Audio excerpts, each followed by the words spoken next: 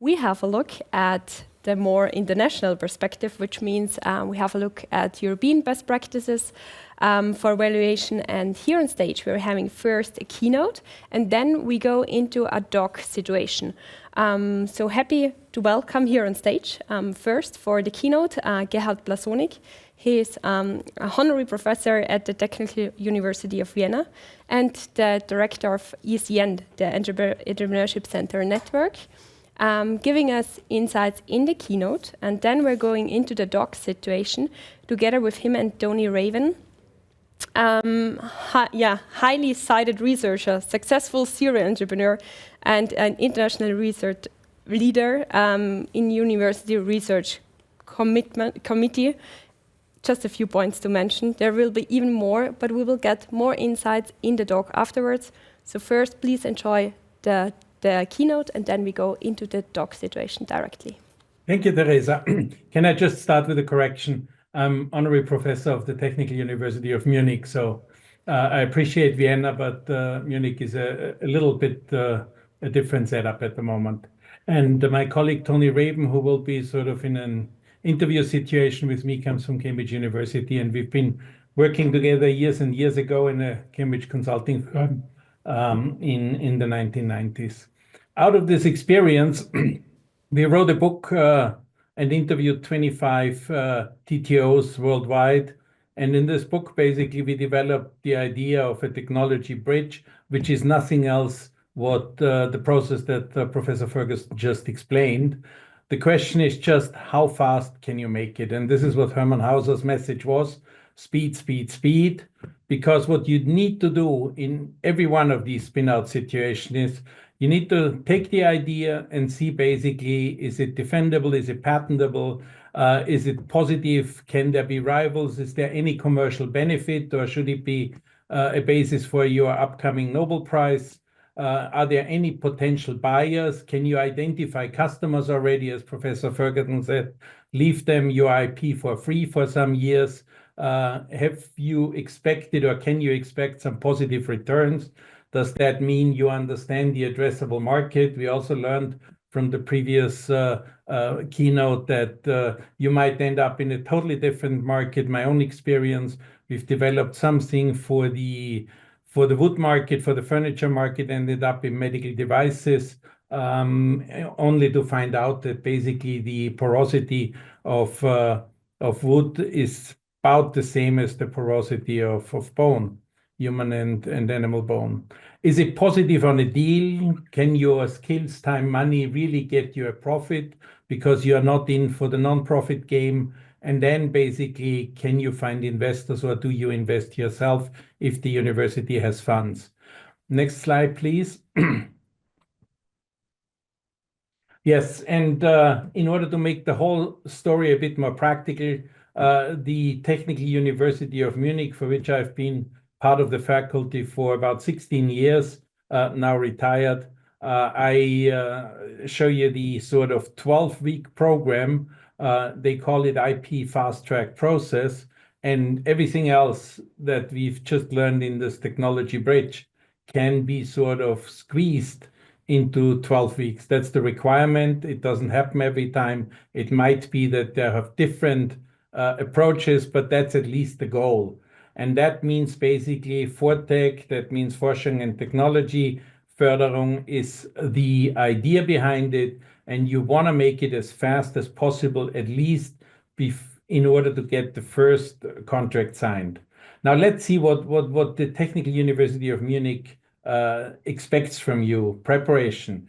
You basically have the mutual introduction, the founding team, then you understand the IP, you want to clarify the goals and the expectations and set a common agenda. So that basically means the founding team has all the documents ready to go. The second thing is assessment, and this is basically to rank these technologies in the relevance of the startup project, and then you basically go through the idea of setting up the company virtually already, see the terms of a license agreement or a spin-out agreement. And the idea is always that you have both, exactly as Mark Ferguson said, you want to have an equity stake and you want to have a license contract. What is not so explicit at the Technical University of Munich is to give the IP away, to assign it to the startup. But I personally, and I've experienced this in my own companies, it is absolutely an advantage if you have the IP in the spin out and not licensed from the university. But that's an uphill struggle sometimes because university policies do not every time allow this. The feedback phase, that's very important, that you basically reflect and see where it's going. And then you have some adjustments. It might mean that the business plan you've written in the first place is not the business plan you want to execute. The investors demand some changes, and so on and so forth. So that's the next phase. What's important, there's nothing new on it. If you put this 12-week, 3 months timeline on it, it becomes very, very tight. So you have to really full speed make all these decisions. And Tony and I were discussing in preparation for that call. We usually know that this takes 6 months, 1 year. He said even sometimes it might take 10 years. The university really tries to get to the first investment within the 12-week or 3 months period. Next slide, please. Yes, and then is consolidation, of course. This is when the term sheets come out and when you basically say, what do the parties agree? What does the term sheet say? What consensus can be reached? And then we are already moving into basically the contracts, and that means a virtual share contract. Then we move into the license agreement. So that's absolutely clear that you need to have standard agreements ready. You cannot sort of develop and have the legal firms working on those concretes. The university needs to offer them. And from that moment on, you take it or leave it. And, once the signing happens after 3 months, you might have reached the goal. That's at least the point here. And then the spin out begins. Now, you might say that's absolutely unrealistic, but that's the goal. That's the process. And when you look at the largest organization around the Technical University of Munich, which is the Unternehmertum, then you basically come in their ecosystem. And I just spoke to Unternehmertum yesterday. Last year, they had about 2.2 billion euros assigned for about 100 investments. Some of them first investments, of course, follow-up investments included. But you see the amount of volume that is managed in and around the Technical University of Munich. And the whole model, the spin-out model, is now being sort of copied in about 10 other centers in Germany. So what you see is really that this is an initiative that was started about 15 years ago. This initiative is groundbreaking, at least for the German ecosystem of university spin-outs. Now, that's of course very close to Austria, and as we know from other industries, mainly the car industry, for instance, Austria is sort of an extended workbench and development and research partner of the German industry. So there's a lot to learn, and you can find it all on the Technical University of Munich webpage and speak to the relevant people, Professor Schönenberger and others. So you have, I think, ample access to this know-how. What is interesting, and that's my background, I started my career after Vienna University of Economics at MIT Sloan School and moved on to the Cambridge Science Park, where I met Tony many, many years ago, and then moved on to Switzerland, helped the ETH with some spin-out situations in the late 90s, and then became an entrepreneur myself. I wanted to ask Tony now and say, please put this in the international perspective, especially in the English-speaking world, and we move on to China, and we see the perspective from the corporate side as well. Tony, can you introduce yourself? Yes, nice to join you, Gerhard, and it's been many years we've worked together. But yes, I'm now retired. I ran the technology transfer office at Cambridge University for 10 years before I retired. Now find myself being asked to advise universities all around the world, which gives me a lot of interesting exposure to what's going on in different places there. So delighted to be able to join this conversation today. Okay, Tony, let's talk about sort of the American side. I mean, America is sort of an important partner, an important country when it comes to university and spin-outs. I wouldn't say the most important, but probably it is. When we look at Stanford or MIT or Caltech or Harvard. And so what is the development there? Well, there's a lot of change going on in the United States. We're not quite sure how the new administration will affect that, but we'll have to wait and see. But there have been a number of quite substantial shifts going on. So, as you say, America has been always the place we look to as the place that does it best, as the benchmark that we should compare ourselves to. And that's since Bayh-Dole in 1980, which put a requirement on the universities to commercialize their research IP.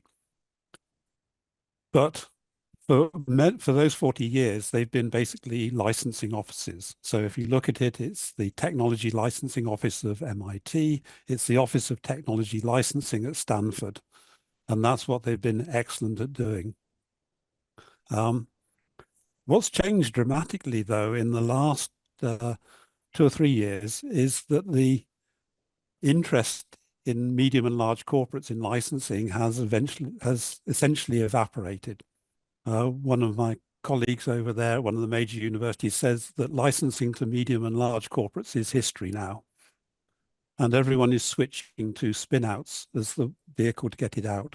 Because what the corporates are turning to is the spin-outs as the vehicles which are de-risking the technology, testing it out in the marketplace, which they then will acquire as a way of effectively licensing the technology at the end.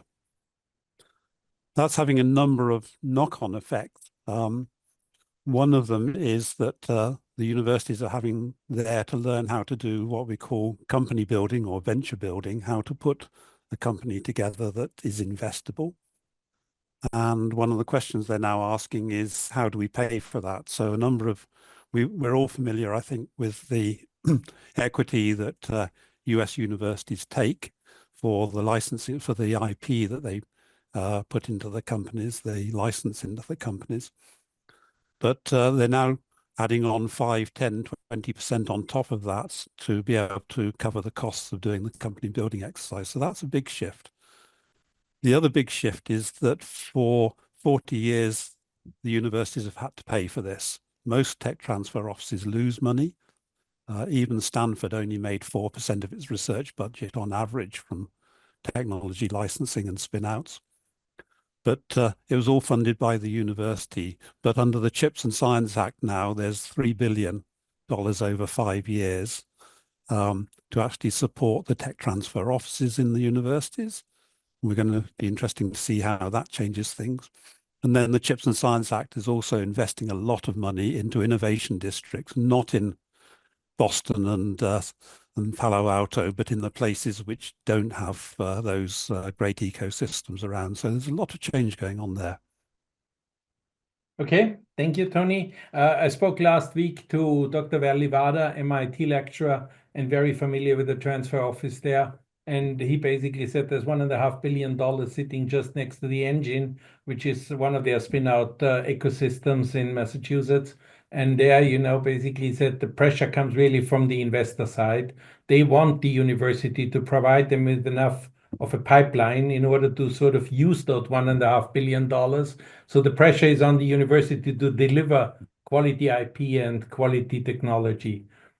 Let's move on to your... I think it's quite interesting, though, to look at, if you look at the letter sent to faculty by the president of MIT when they set up the engine, he said our faculty and our students are frustrated because the venture capital in Kendall Square is only interested in exits in 3 to 5 years. And most of our ideas take much longer than that. So they set up the engine to actually fill the gap for long-term patient investment in university technology. Yep. And when we come to your very own country, the United Kingdom, how would you sort of see that situation? Well, the big move in the UK, which is now being followed by the US as well, it has been to address this problem in the same way as the engine, which is the spin-outs have struggled to raise venture capital.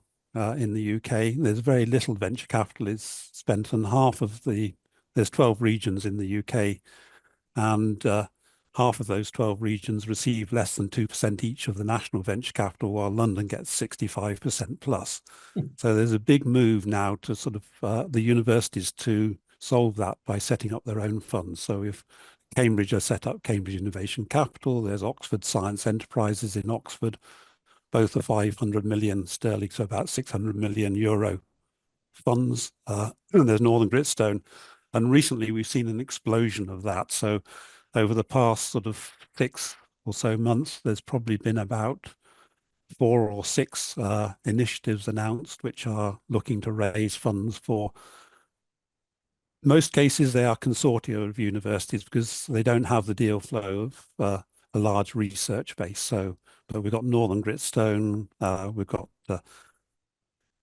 3 universities in the far northeast of the country are raising a 30 million fund. There's the Quantex fund with Set Squared in the south of England. So all these funds are starting to sort of appear. And I mean, we talk a lot about equity and percentages that university take. The evidence now out is it doesn't make a dime of difference. The number of spin-outs, it's consistent across the US and UK, is about 2 spin-outs for every $100 million of research spend. And it's pretty tightly banded, irrespective of the university's IP policy. But what really makes a difference is access to capital. When we put those funds in place in Cambridge, when we did it in Oxford, we quadrupled the deal flow coming out of the university because the money was there, it was easy, it was friendly, etc. So I think providing the capital, the funding that enables these companies to spin out is the thing which really makes the big difference, not the equity percentage. Thank you. Tony, when we first spoke about speaking at this Austrian Spinout conference, then you just had returned from China. And we had an interesting chat about the situation in China, which is, of course, after the Americas, the big nation now that shows us where the economy shifts towards. What is the situation on IP and spinouts in China? I think that's a constantly changing and learning environment. They haven't got it right yet, I don't think. And that's true. I think a lot of if you look at most of Asia, it is some way behind Europe and USA, Australia in this activity. They're sort of still working it out. But they are large markets in themselves. If you look at India, you look at China, their home markets are big enough that they don't need to think too much about the rest of the world when they're looking at the products and their sales. And if you look at the intellectual property in China, only about 10% of the intellectual property filed ever is registered outside China. So it is very much a local market there. And also it's very much more one which is managed and controlled by government. But the other side of it is that the Chinese universities in particular are rising up the rankings now. It used to be that the first choice of a Chinese student was to get to a top Western university, MIT, Stanford, Oxford, Cambridge, etc. That's now become the first choice is actually Tsinghua or University of Beijing or Zhejiang University. And then if they can't get in there, then they'll start to think about the international universities. So the universities are coming up strongly. But as they are developing more research and more IP, they're having to think much more carefully about the global respect they give to IP, because if they don't respect other people's, then other people won't respect theirs. And I think that's starting to become a factor within China. Thank you, Tony. Absolutely fantastic to hear basically the 3 big regions, the Americas, the UK and China, Asia. What we have basically, if I summarize our keynote, what we've seen is an extreme shortening of the decision cycles, and it's basically driven by investors now. It's not the universities providing and looking, but the investors are looking for technology. The investors are looking for the opportunities, and they want to have quality IP and quality technology in their own possession. No, I would say exactly the opposite. These days, it's the universities driving it, and the universities' funds which are driving it. That's what I mean, the university. But if going back to that question of speed, the little tip here, what makes the real difference is, and I've done this in several universities, don't wait for the lawyers or the investors or anyone to respond. If you haven't heard back from them in 5 days, chase. Because we actually tagged these agreements because everyone said it takes too long, etc. We found they spent about 10% of the time on the academic's desk, 15% on the office desk, 75% of their time on the company's desk. And you can dramatically shorten the timeframes just by chasing the company, not sort of send it out the door. We're all too busy, so we'll wait until it comes back in before we do anything more. Pick up the phone after 5 days and say, how are you getting on? When can we have the contract back? You will speed things up dramatically. Thank you. That goes exactly in line with the 12-week process at the TUM in Munich. Thank you so much. That was our keynote. Over to the desk. Thank you, Mr. Plasonig. Thank you, Mr. Raven. Would you have 3 minutes extra for a few questions? We just have 3 questions from the audience. Do you have 3 minutes extra? Yes. So Brigitte Pfister is asking, Vienna, Munich, Cambridge, is there a way to address or solve this question together on an EU-wide level to become internationally competitive and successful? Tony, will you speak about 10U? Yes, I think there's 2 aspects to this. One, there's a great word called co-opetition, which came out of Princeton, which is cooperate in competition. And I've been involved in a number of instances where we've come together to actually do the co-opetition approach, which is you work together to actually build the market. And then we don't actually compete, to be honest, because University of Vienna IP, we're never going to commercialize it in Cambridge unless it's come out of joint research. So we each own our own land, which we're working on. But we can work together to actually shape the environment collectively. So I set up Set Squared, which is now 7 universities working very successfully together in southern England. And then we set up 10U, which is Stanford, MIT, Columbia, Leuven, and 6 universities in the UK. And the benefit comes out of just talking and sharing. No, we don't have any formal agendas. We just sit down and we talk to each other about what's going on and how the world is changing. Fantastic. No need to extra regulate it, but just let's do it together. Yeah. The second question, what is your experience with investors or researchers keeping decisive roles in spin-offs?